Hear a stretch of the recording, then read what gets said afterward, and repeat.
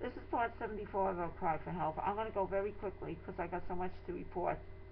Because Joe and I are trying to get help, and we get nowhere. Okay, we go to a hotel, and every hotel we get barred from using. What do I mean by barred? It's frightening. We went to the Days Inn. Where was it, Joe? Maine. What part of Maine? Days Inn in Maine, on the other side of the river. Brunswick, Maine. Brunswick, We Maine. went to the Days Inn in Brunswick, Maine. Before I get to that, I just have to tell you what happened in Rutland, Vermont, because our phones are hacked. Okay, we were using the Holiday Inn phones. They have pay phones there. To make a long story short, the manager with cult members comes out and says to us, "You're trespassing on private property. Get out of here." Okay, and the one of the heavy-set men, cult member, called me a pig. He says, "You are a pig." Okay, and this guy looks like a fat hillbilly. And I said, "You're calling me a pig? Look at you, you're a hog." And I don't, you know what? I don't even like talking to these people. They surround us, all these crazy, mentally ill people, dangerous people. To make a long story short, the Rutland City Police came to our home again and wanted to give us barring orders. Okay, Joe's parents were home and wouldn't accept it. Alright? But we probably got barring orders in the mail. Okay, because that's the usual routine. Okay? Then we go to hotels. Like I told you, the Brunswick, Maine, Days Inn. The next morning we wake up,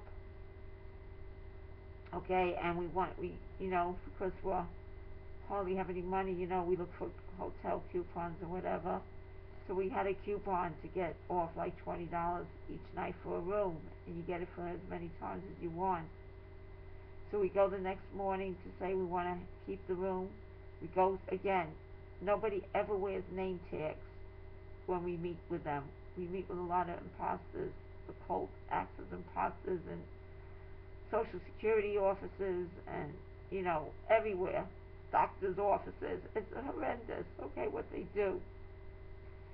So this very unkept man was behind the counter, acting as the person who takes charge in the Days Inn. He was an older man with long gray hair and a ponytail and a sloppy old T-shirt. And Days Inn is a reputable hotel. They usually have people wearing nice outfits with name tags, like I always say. So we went to him very low because what happened was there were two men that were cult members were guarding the computers of the hotel. They were sitting in seats right by the computers, okay, because we can't communicate with anybody, okay? They must tamper with the computers, hack them. So, without going into detail how we knew there were cult members, okay, we went to the man behind the counter and we said, "Look, we have to tell you something because, we read about, if you see suspicious activity, you report it, and especially in the Days Inn, they cater to the customers." So I said, "I have to talk to you very low." So I told him about the two men that are sitting there and, how I can't and how I can't use the computer because they're watching the computer. Anyway, you know what this man says to me? "I find you very creepy, that you're talking low to me." Anyway, we just walked away, but it did not end there. What happened was the two men and other men that were in the hotel actually approached me and started to pick a fight with me. I was downstairs alone in the parking lot, and Joe was upstairs getting our bags out because we didn't even want to stay there anymore, okay? And plus, he didn't allow us to stay there. And the man calls me out in the parking lot. I was just, by my car, and he says, "You're a psycho." I said, "I beg your pardon." He goes to me, "You're psycho." Okay? So I immediately ran up to the room for Joe. However, I couldn't run up to the room for Joe because standing by the entrance door was the man who was behind the counter with this person who called me psycho and somebody else who was guarding the computers. Okay, and I was scared stiff, and the guy behind the counter who, says, "You're creepy, you're whispering." He says, "Get off my premises at once. Get out of here," screaming on his top of his lungs. So Joe finally came down, and I take out my tape recorder, and I hold up my tape recorder to him.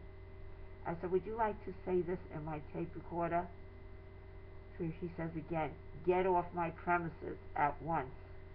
And then what he does, he hits my hand and grabs the tape recorder out of my hand. He didn't get it because I immediately pulled back, and my hand was hurting and my fingers were swollen, and it was horrific. I mean, we go to our hotel to get good sleep and to report suspicious activity, and then we get brutalized. Anyway, he says, "I'm calling the police," and we're scared stiff of the police. So we run like fugitives, like Justin Groshen said. Are you, what did he say, Joe? Fugitive felons. Joe, are you sleeping? Joe? Like Groshen. What Groshen Justin, what Justin Groshen was insinuating is, we feel like fugitives because we don't have any laws, and the police are the thugs, okay? And the Coast uses the police for their protection, and they say they're calling the police. So anyway, to make a long story short, we're in our car, and police cars are surrounding us with sirens. Anyway, after talking to these two policemen from Brunswick, they listened to our whole story, and they told us we need to go to the FBI. He says, "You must go immediately to the FBI in Boston.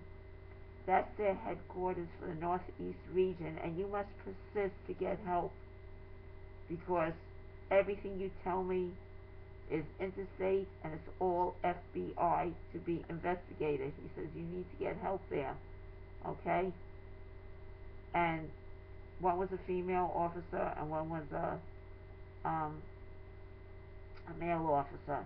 Anyway, at the very end, they issue us barring orders that we cannot go into the Days Inn. And they even admitted it was wrong, but they said this is where they were lying. They said if somebody doesn't want you on their property, they have a right to bar you, which is outrageous. Remember Rosa Parks and how she couldn't sit on the bus because she was black and only white people could sit? This is big discrimination. You can't bar somebody just because you don't want them. And they give us these orders without investigating the person that was behind the desk. Okay, they said they were going after they give us these orders. Now this person was definitely, if Days Inn hired them, okay, hired him, they must have been on some kind of drug, because this person was totally unprofessional. He was all dirty looking, wearing an old t-shirt. He leaves his desk of the Days Inn and stands by the Colt to attack me, and I got hit on the hand, and he tried to grab the tape recorder out of my hand. And then the police give us, although they listened to our story and said we have to go to the FBI, they contradict themselves because they also gave us barring orders. And they told us to sign, and we said, "No, we're not signing that." And they said, "Oh, okay, it's fine." Okay, these police were somewhat good police. However, even if, in our case, even if the police are legitimate, they still can't be totally legitimate, because if they help us completely, they will be ostracized from the police department. And that's the name of the game here. And that's why we are in dire trouble. We need help. Now, much more has happened. We were attacked. We went to another hotel, and there they went to the Comfort Inn in Merrimack, okay, and it was a fiasco there. The cult stayed with us in that place too. And I have to go step by step, but just bear in mind, today, on June 28, 2012, we were attacked in the FBI office on the floor by 4 policemen and a security guard. Just bear in mind that. Okay, and then we got citations for disorderly after we were attacked, because we went to the FBI that the police officers said in Brunswick, Maine we should go to. And because we asked for help, as usual, we got attacked by 4 police officers and a security guard. But I want to get back to the hotels first. Then we went to the Comfort Inn in Merrimack, New Hampshire. The cult took residence in there while we were there. Okay, with all cold cars in there. A lot of Arabs and Indians are coming in. And what they did there, as they do in every hotel, they hacked the computers there. And I have evidence of it. I was going on the word processor because I had to write extensive letters to the Social Security Disability Office for everything they did to us. And the word processor, just like at home, got all scrambled. All our paragraphs got all scrambled out. They omitted words. It was a mess. Okay, and then I tried to go on the computer to get information.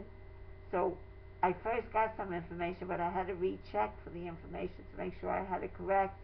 The second time I went on, the cult highlighted all the information I needed. They froze it. Okay, it was all highlighted in yellow, and I could not get the information. Okay, and I could not write my letters. We spent 2 days, Joe and I, trying to get what we were writing from the word processor to get printed. But every time we printed it, it was all scrambled. So to make a long story short, we had to handwrite half the documents, and we had 2 horrific days where something should have taken 2 hours on the word processor. It took 2 days. And then the management was part of it with the personnel, and I asked for more paper for the printer, and they said, "Oh, you're using too much paper." I said, "Well, that's not my problem. It's been hacked." And then what happened was, my Social Security papers that I was writing about all the illicit activities, I couldn't save it. Okay, I mean, I saved it, but I wanted to cancel it. Okay, and it was frozen on the computer for everybody to see. So I went to Kim there, an Indian lady who works at the front desk, and I said to her, "Can you please take this off? Everybody's reading my document." She said no to me. Now, there's much more what happened at the Comfort Inn. Okay, when we first came to the Comfort Inn in Merrimack, New Hampshire, Joe said he was going to bring up the bags to the room. Okay, I figured 15-20 minutes would be the longest time. It was over an hour. I started getting worried. I went out of the room. I went down to the desk to Kim. I told her my husband's missing. I said, and I explained to her about the cult that follows us everywhere and in this hotel. And she's sitting there very blasé, and she says, "Well, he's in the parking lot." I said, "Where's he in the parking lot? I don't see him." She says, "Believe me, he's there." So she goes, "Go out and look for him." So I went out about 5 times looking for him in the parking lot. I could not find him. I was getting frantic. So I walk inside again. There I see Kim talking to 2 people from Quebec that came out of the car. As soon as I come in, the 2 people from Quebec immediately run away like rats from Kim, because they were whispering something about what's going on with us, okay, because they were cult members. And there's much more to the story. and I want to continue it the right way. Bear in mind, the same conspiracy happened in the neighboring hotel, which I ran to for help. It was, I was terrorized. I hope I'm making sense. I will be back soon. Please, citizens of the world, I'm getting exhausted. Please help me. Please. Thank you.